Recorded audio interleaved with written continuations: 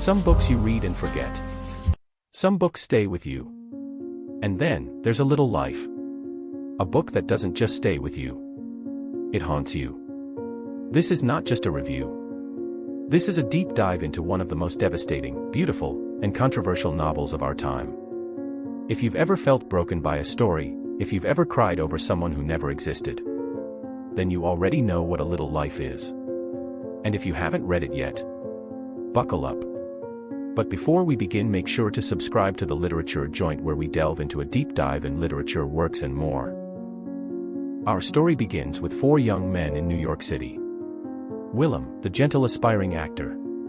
J.B., the bold, sometimes reckless artist.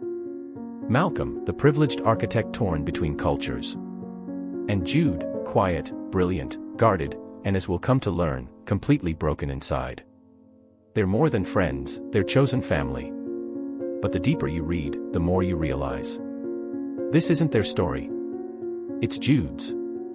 And once you get pulled into Jude's past, you'll understand why readers say this book left them sobbing on the floor. Jude is one of the most unforgettable characters in modern literature. He's brilliant, a top student, then a top litigator. But his body bears the marks of a past so horrific, most authors wouldn't dare write it. Hanya Yanagihara does.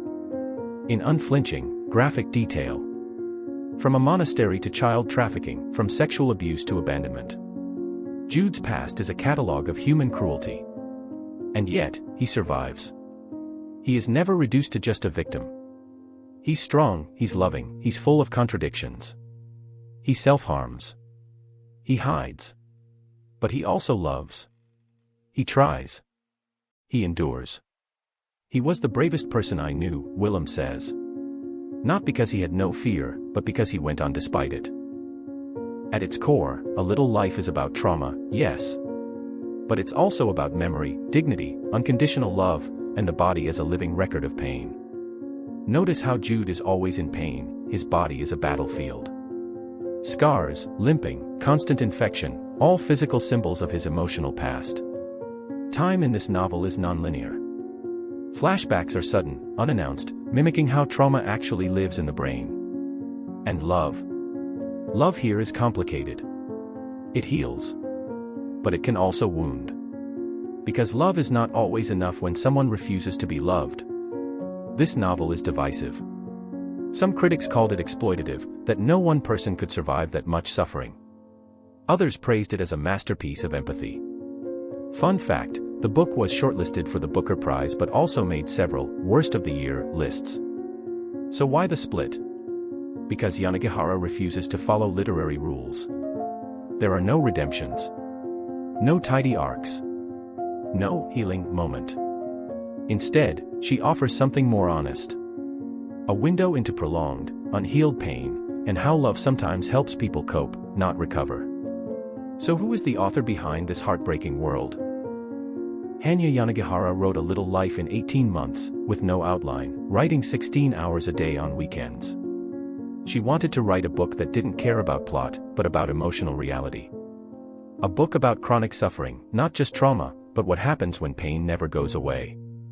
She was also influenced by visual art and opera, not other novels. That's why the prose often feels grand, sweeping, even melodramatic. And yet, it works. Did you know? The characters' birthdays are all modeled on Yanagihara's close friends. Jude's name, Jude St. Francis, references both the patron saint of lost causes and St. Francis of Assisi, known for kindness and compassion. The book was almost 1,000 pages, but her editor cut it down to 720.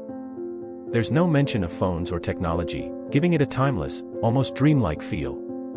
The apartment layouts were sketched by Yanagihara herself. She's obsessed with interior design. Why do people love A Little Life, even when it hurts so much? Because it tells a truth we rarely say aloud. Some people suffer more. Some wounds never heal. And yet, they love, they live, they matter. Jude St. Francis is a character that breaks us, because he reminds us of the real people around us who live in silence. We love this book not because it makes us feel good, but because it makes us feel everything. If you're still here, thank you. That means you care. That means this story meant something to you. A Little Life is a novel you either hate or never stop thinking about. If it changed you, like it did me, leave a comment, share your story, and hit that subscribe button. We do deep literary dives here. We read, we cry, and we grow. Until next time. Remember, every little life matters.